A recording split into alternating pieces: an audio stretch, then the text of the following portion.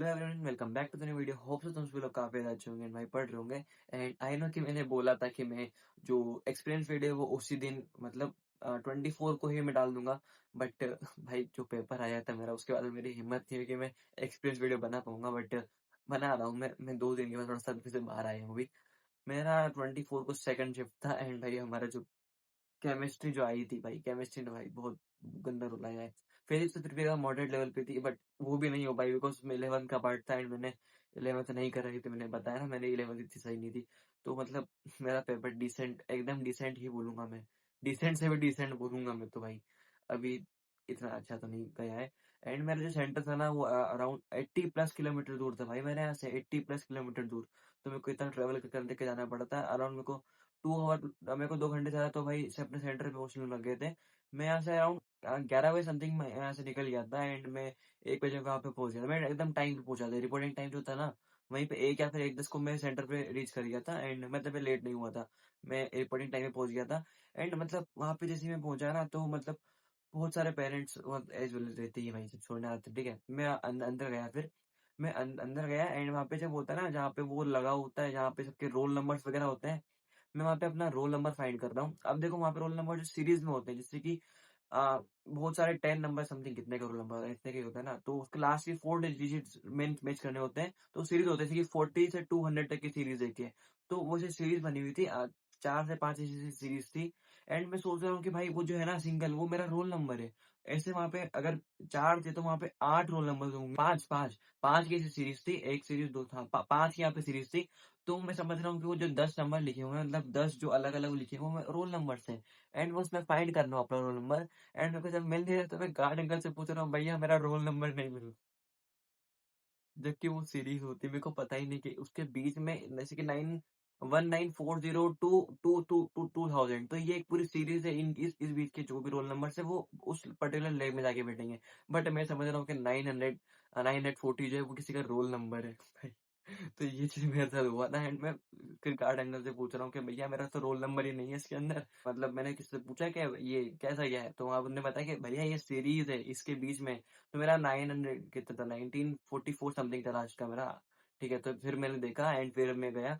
And हमारे यहाँ पे भाई इतना बड़ा लैब था, अराउंड 120+ स्टूडेंट बैठे हुए थे पूरे हॉल में। काफी बड़ी लैब थी हमारे यहाँ पे।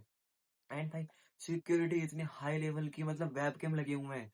सभी जितने बच्चे हमारे जितने भी थे ना, जितने भी, सभी के जो पीसी होता है, डेस्कटॉप होता है, उसके सामने वेबकैम लगे हुए हैं, सबके इनेबल्ड। पूरी ऑब्जर्विंग चल रही भाई, मतलब भाई बहुत क्रेजी थिंग हो गई थी मतलब।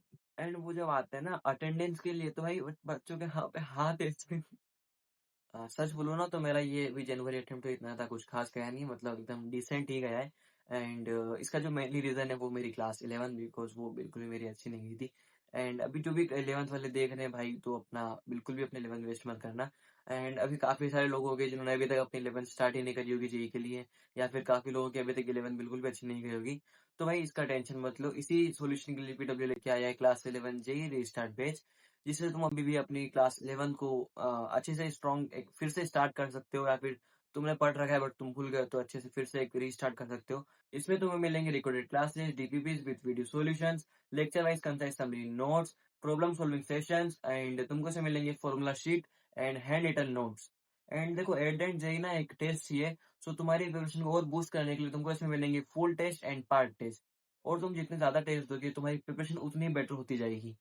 एंड तुमको हर टेस्ट के बाद में उसका डिटेल एनालिसिस, और वो भी वीडियो सोल्यूशन के साथ में देखने को मिलता है। और वो सारे क्वेश्चन जो कि तुमको अभी छोड़ के नहीं जाना चाहिए, जो कि मोस्ट इंपोर्टेंट क्वेश्चन मैं बोलूंगा, वो सब तुमको पीडीएफ प्लस क्विज के फॉर्मेट में देखने को मिलते हैं। और सबसे बड़ी बात, इस बैच में तुमको देखने को मिलती है एक रीस्टार्ट किट, जिसमें तुमको मिलता है क्लास 11 के restart modules, daily tracker diary and premium pen, जिससे तुम अपना एक स्ट्रॉन्ग रीस्टार्ट कर सको। और देखो अब मैं ऑनेस्टली बोल रहा हूँ, अब तुम्हारे पास ये लास्ट चांस है अपनी 11 को बचाने के लिए। एंड तुमको ये सारी चीजें ओनली ऑन 800 रुपीज में देखने को मिलती होंगी।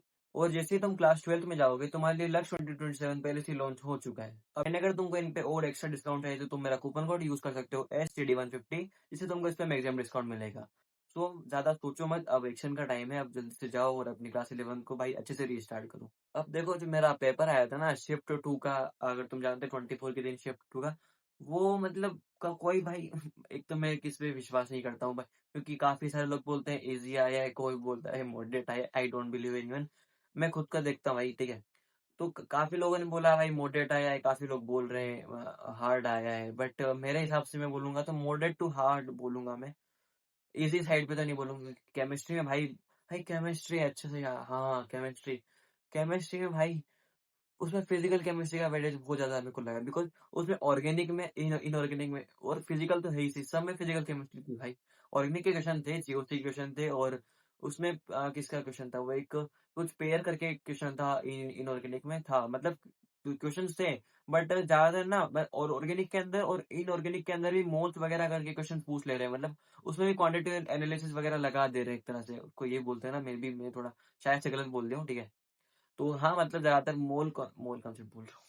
मतलब फिजिकल क्वांटिटी बोल रहा हूँ भाई।